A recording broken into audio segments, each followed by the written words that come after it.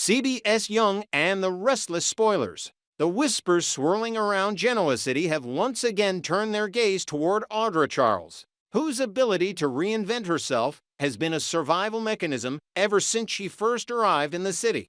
For years, Audra has carefully crafted an image of intelligence, ambition, and undeniable charm, enough to ensnare men of power and manipulate corporate boards.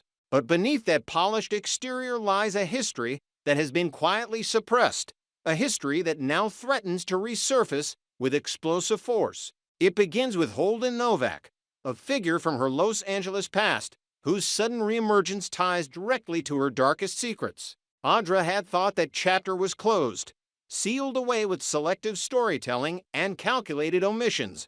But Holdem's presence in her orbit reveals that the past is far from buried. Their shared history, tangled in passion, betrayal, and shadows, is far too dangerous to be ignored. For Audra, it is a nightmare that someone like Clare Newman might discover exactly what transpired between them and use it as a weapon to destroy everything she has built. Audra's disdain for Clare has never been hidden, but the feeling is mutual. Clare sees Audra as a manipulative predator who slithers into every opportunity, while Audra dismisses Clare as naive and undeserving of the Newman name she now clings to. The tension between them simmers beneath every encounter, and Clare's sharp instincts give her an edge that Audra is not comfortable underestimating. What Clare suspects and what Holdem's presence validates is that Audra's past holds more corruption than even she has admitted. Clare is not blinded by Audra's beauty, nor by her clever tactics, and she views every word Audra utters as a potential lie. When she learns that Audra and Holdem shared not only an intimate connection, but a series of questionable choices in Los Angeles, her contempt solidifies into a determination to expose the truth. She believes that by unraveling Audra's carefully protected secrets, she can both protect her own place in Genoa City society and rid herself of an enemy who has circled too close to her family's business affairs. Holdem Novak, for his part, is no innocent.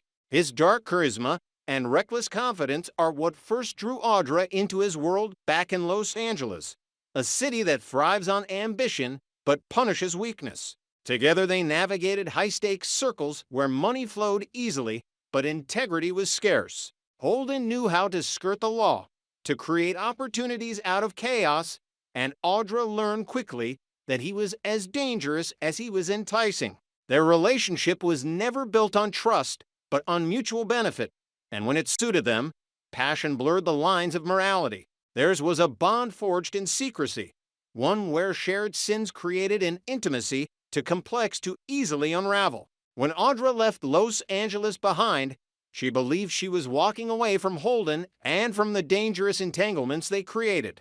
Yet Holdem has returned at precisely the moment her career and her relationship with Nate Hastings are poised to give her more influence than ever before. The timing cannot be a coincidence, and Clare, always suspicious, is eager to prove that Holdem's presence is not merely a ghost from the past, but a deliberate threat. Clare sees patterns where others dismiss coincidence. Holdem's arrival has sparked questions she has long carried about Audra's sudden rise, her evasive explanations, and the way she constantly maneuvers herself into positions of advantage. To Clare, the possibility that Holdem and Audra engaged in something criminal is not far-fetched, but expected. She recognizes the smirk Holdem carries, the smug confidence of a man who knows he holds leverage, and she begins piecing together clues. Holdem has left behind fragment slips of information, offhand remarks, a trail that could either be carelessness or bait for the right person to follow. Clare interprets these as signals, signs that there is evidence of what Audra and Holdem once did, and she believes that if she follows them far enough, she will uncover proof strong enough to not only ruin Audra, but possibly put her in prison. Meanwhile, Audra scrambles to control the narrative. With Nate, she spins a tale that paints her as a victim rather than a co-conspirator. According to her carefully chosen words, Holdem was not a partner in crime, but a protector, a man who shielded her from scandal when the odds were stacked against her. She portrays herself as a woman caught in unfortunate circumstances, grateful for Holden's intervention, but quick to insist that whatever connection they once shared is firmly in the past. Nate, smitten and vulnerable to her charms, wants to believe her. He wants to accept the version of events where the woman in his arms is strong yet wounded, complicated yet fundamentally good. But even Nate cannot ignore the tension whenever Holden's name surfaces, nor the spark of fear that flashes across Audra's eyes before she smooths her expression into practiced calm. The question gnaws at Clare. What exactly did Holden do for Audra in Los Angeles? If his intervention truly saved her from scandal, then what kind of scandal was it? Clare suspects it was no minor affair of public embarrassment, no simple business misstep. The way Holden carries himself, the veiled threats hidden in his charm, suggest something much darker, perhaps even violent. Did Holden silence someone who threatened to expose Audra? Did he destroy evidence of fraud? Or worse, take a life in order to shield her? The notion that Holden may have committed murder, all to protect Audra, is the kind of revelation that could shatter every alliance Audra has built in Genoa City. And if Audra knew, if she was complicit, then her entire empire is built on blood. Audra's skill as a liar cannot be underestimated. She has learned to spin half-truths into believable tales, to lace her fabrications with just enough vulnerability to appear genuine. Nate hears her speak of Holden with a mix of regret and gratitude, and though his instincts whisper caution, his heart urges him to trust her. Yet even as she reassures Nate, Audra knows that the walls are closing in. Clare's determination is unshakable, and Holden himself is unpredictable, his motives unclear. Is Holden seeking to rekindle the bond they once shared, or is he here to exploit their past for his own gain? Is he protecting Audra, or is he dangling her secrets above her head, waiting for the perfect moment to demand payment? The collision course is inevitable. Clare, fueled by resentment and the hunger for truth, sees herself as the avenger who will finally unmask Audra's lies. Audra, desperate to maintain control, oscillates between seduction and strategy, trying to keep Nate's trust while calculating how to neutralize Holden's threat. And Holden, ever the wild card, plays both sides with a smile, knowing that his connection to Audra makes him valuable to some and dangerous to others. The stage is set for revelations that could rock Genoa City to its core, as long-buried sins claw their way to the surface. The only certainty is that no one will emerge from this entanglement unscathed. For now, the truth remains obscured, clouded by lies, half-truths, and dangerous alliances. But as Clare digs deeper, as Holden toys with exposure, and as Audra fights to keep her world from unraveling, the question hangs over every move. What exactly happened in Los Angeles? And who paid the ultimate price for Audra Charles to climb as high as she has? The answer, when it comes, may not only destroy reputations, but could also cost lives, because in Genoa City, secrets never stay buried forever. Holden Novak's return to Genoa City is not just a coincidence, but an intrusion that stirs the still smoldering embers of a past Audra Charles has fought desperately to bury. He walks into her life with the kind of smirk that suggests he knows far more than he admits, carrying with him the weight of their shared sins and the magnetic pull of an obsession that refuses to fade. Audra has always prided herself on control of her men, over situations, over the narratives she spins so flawlessly that Holden represents the one corner of her history where control slipped, where passion, danger, and desperation tangled into something far more destructive than she could ever admit aloud. The moment she turns her back on him, rejecting his advances and insisting their connection belongs to the past, Holden shifts from nostalgic to threatening. The rejection cuts him deeply, and his fixation grows darker, turning what might have been a complicated reunion into a twisted game of dominance and revenge.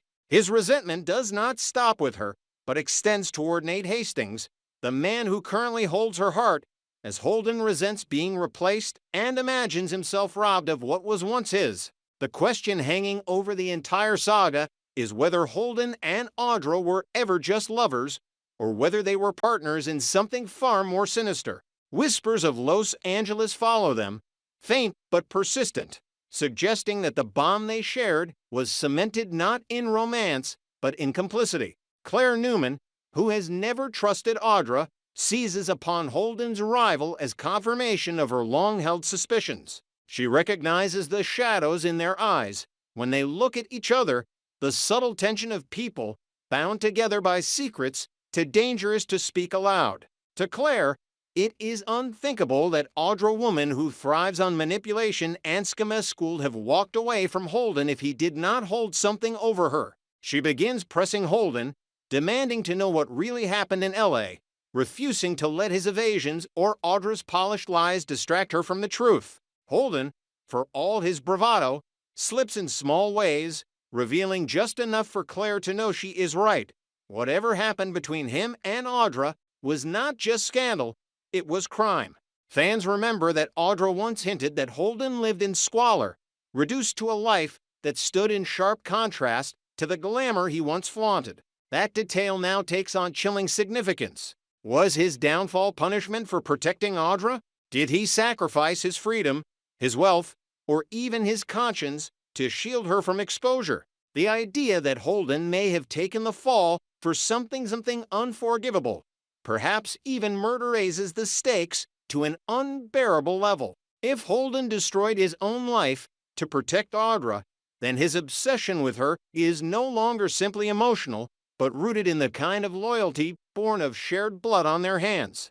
And if Audra allowed him to take the weight while she remade herself into the polished schemer of Genoa City, then Holdem's resentment is not just personal, but existential. He wants repayment, acknowledgement, maybe even vengeance, and his unpredictable nature makes him a threat not only to Audra's carefully curated future, but to anyone who gets in his way. Claire senses this instability and exploits it. She provokes Holdem, challenges his ego, and insists on knowing the truth, even as Audra tries to silence the conversation. Claire does not fear confrontation, and though she admits that Holdem unsettles her, her determination is stronger than her fear.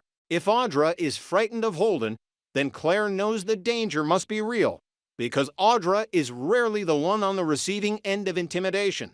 The possibility that the pair fled Los Angeles because of a murder gnaws at Claire's mind, a theory that grows more convincing with every contradiction in their stories. Perhaps it was a business rival.